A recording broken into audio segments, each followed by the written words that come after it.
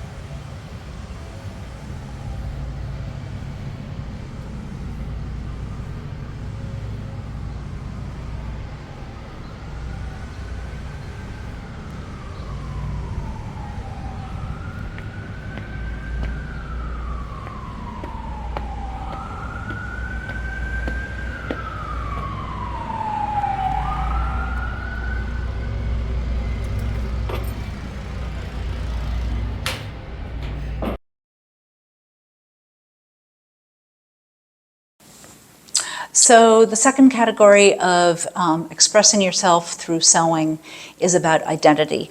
And I started thinking about this, and I saw it as sort of a series of concentric circles, starting with your self-identity, and then to your family identity. How are you placed within your family, or how do you feel about your family identity, and your regional identity, your religious identity, your national identity, and your heritage, your sort of ethnic identity, for lack of a better phrase. So we have examples in quilts and needlework and some clothing to represent all of these categories.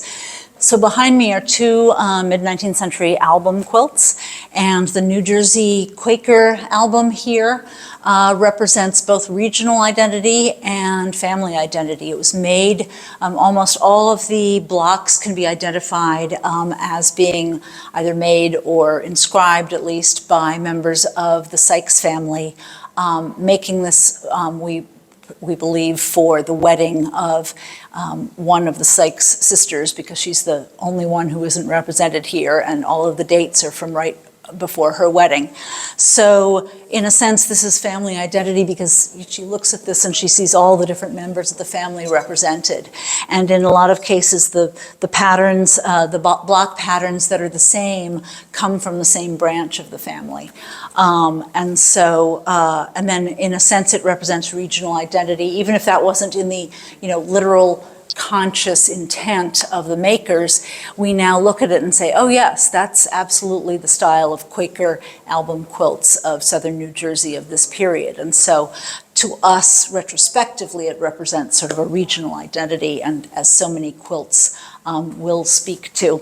And then, of course, again, regional identity, such a distinctive style, the Baltimore album quilt. This we acquired just a few years ago, and it's a classic Baltimore album, which we know was made by a group of ladies for their church to give to their minister as he was leaving the parish, as so many Baltimore albums are documented as having been made. And this is one of only two known Baltimore albums out of all the dozens and dozens that are known to have been made by, or known/assumed to have been made by Methodist groups, to identify the church and the sewing group. And it says, made by the such and such sewing group of the such and such parish or district for Reverend so-and-so. So that's a really nice documentation to have. And so that's part of the religious identity. Not that the Baltimore album design per se represents Methodism or represents religion or a religious expression, but this is an object which was sewn in a certain region, in a certain regional style, sewn by a group of women who shared this religious identity, who were part of a shared religious community, and were making this as an expression of appreciation for their minister. And so I think that sort of fits in with the sewing to express religious identity, or you're identifying with a religious group in that sense. And can we talk about personal identity and move to the Mercy Duel? Absolutely. Coverlet here? Absolutely. Okay. Here we have an embroidered counterpane. That is, it's not quilted, it's one layer, it's embroidered, it's not patchwork or applique. Very common style of the early 19th century, and part of the kind of neoclassical love of white on white in clothing and textiles. And it was made, it's very hard to see, but Tara's going to give you a shot of it that will make it easier to see. The center medallion says very prominently, property of Mercy E. Duel, Cambridge, that's New York, 1828.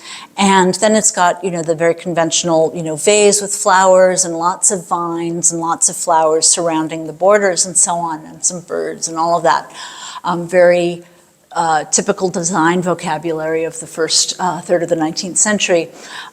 Many of these white work counterpanes were inscribed with a name and a date and often a place. So the women are very prominently putting their name on these things and saying, I made this is mine, and here I am in Augusta County, Virginia, or this is from 1818 or whatever it is. I chose Mercy to represent this in this exhibit because when we did a little more digging, I believe it was either Virginia Viss or Debbie Cooney who were working with the collection at the time and were doing some of the in-depth research on some of these things. And we learned that Mercy, if you trace her through the censuses, she's living with different family members throughout her life. She never married. And so it just sort of seems to me, again, you can't put words in someone's mouth 100 years later, but it just seemed to me that saying property of Mercy Duel was just that much more of a really strong statement, rather than just saying Mercy Duel, as most of these do. It just seemed to me, it conjured up to me, reading between the lines, that she seemed to be extra eager to say, this is mine, I don't have my own house, I don't have a husband, I can't call the whole household my own, I don't have control over the furnishing of the whole house, but this at least is mine. I made it, I'm assuming it went on her bed. It just seems to be quite a statement of self that I think is notable. And so I used it in this section about expressing your self-identity. And then behind me next to it is family identity. Women, girls in school often would make a family record sampler or needlework where they would have their parents' names and birth dates and say they, John and Eliza were married on this day, and then they have, a little window here for each of the children and when they were born, and then sometimes if one of them dies, it'll have the death date, and sometimes these things would be framed and hung in the parlor and so on, but sometimes they were opened up again and someone would add a death date later on, and you can see it's a different style of, a different thread and a different style of stitching. So this is sort of, this is my family. It's an expression of family identity and sort of family solidarity. And this is who we are. And did we want to talk any about what was going on in social movements in the 1830s with women's property? Sure. Thank you. Tara's done her homework. Amy Newell goes into this a little bit in her book, which is called Stitches in Time, or Stitched in Time, or A Stitch in Time. Forgive me, I can't think of it right now. And she suggests that this is a period, the 1820s, 1830s, are a period where various state legislatures are taking up the issue of women's property rights, and you start getting some laws protecting women's property rights.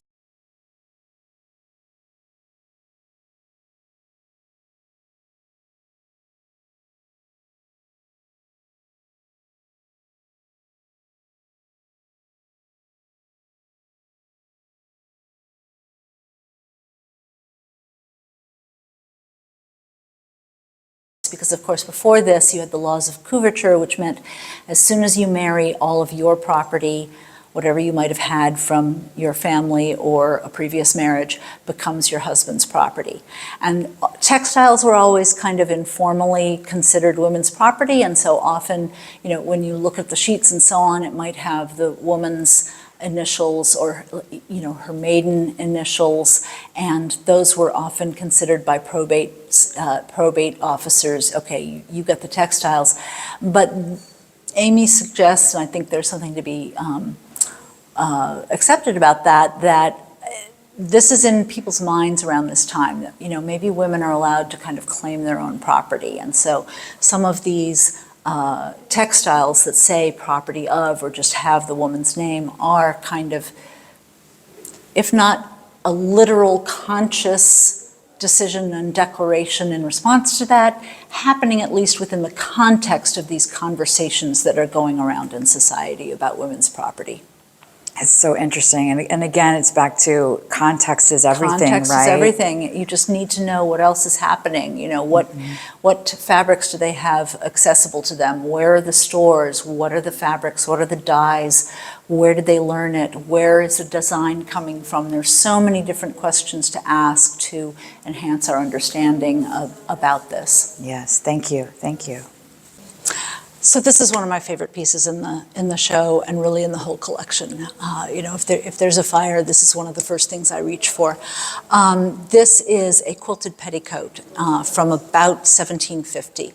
And in this period, petticoat is not an undergarment. It's the skirt that goes with the gown of the period that is open in the front. So you're seeing a lot of this. Or it could be worn with a jacket or an unfitted jacket called a short gown. So you would see some or all of this quilting. Many quilted petticoats were made by professional seamstresses in workshops in England and France and imported here by the thousands, and you bought the length of quilting. It wasn't always extremely elaborate. You bought it, you sewed it up into a tube, you put it on a waistband, it became yours. But some were sewn here in America, and there's a whole body of them that we know of coming out of a particular school and teacher in Philadelphia, which Linda Baumgarten has documented, and there's another whole body of them coming out of Rhode Island and Connecticut, which Linda Baumgarten has studied and which Lynn Bassett has done recent work and really kind of cracked the code and has some theories about a particular school that they may have come from. There are over 20 of these petticoats. Some exist only in fragment form. This one is about half of the original petticoat. Maybe it got cut up and the other half went to a different descendant. Some of them have been cut up and made into quilts. And we just recently acquired a donation of a quilt made from a panel of another quilted petticoat of this school, and we'll put that on view in our study gallery. They all have some very distinctive qualities. They tend to have very elaborate upper halves with this trellis background, which is more or less elaborate. They have this arcaded border with more or less decoration inside it, and they have a lot of elaborate foliage, trees, animals, and sometimes mythological creatures, and sometimes even characters from mythology or something like that. So it's very hard to see because unfortunately along the bottom there's been a lot of abrasion over time, and we've just kind of left it there. I think it's probably time to put netting over it, but it's not actively deteriorating. But you can see there's a hunting dog, there's a unicorn, there's a lion, and of course the lion and the unicorn are part of the coat of arms of the monarchy of Britain, so we're still a colony. We've got some birds and things like that. In the folded over part, I wanted people to be able to see, again, the stitching. And just in the corner here, we've got this blue wool, glazed wool, where you can really see the design better than you can when it's just all the yellow. So you can see this wonderful mermaid and a seabird above her and the beginning of a large three-masted ship. And Lynn actually contacted an expert in maritime history who said that this was actually a very correct depiction of a particular kind of ship that was in use in commerce in 18th century colonial America. So it's a very particular thing. I have it here as a representative of regional identity in that there's this whole body of work that all goes back to this very small area of Connecticut and Rhode Island, where we can say that the owners who made these, where we know where they were, are mostly in southeastern Connecticut and Rhode Island.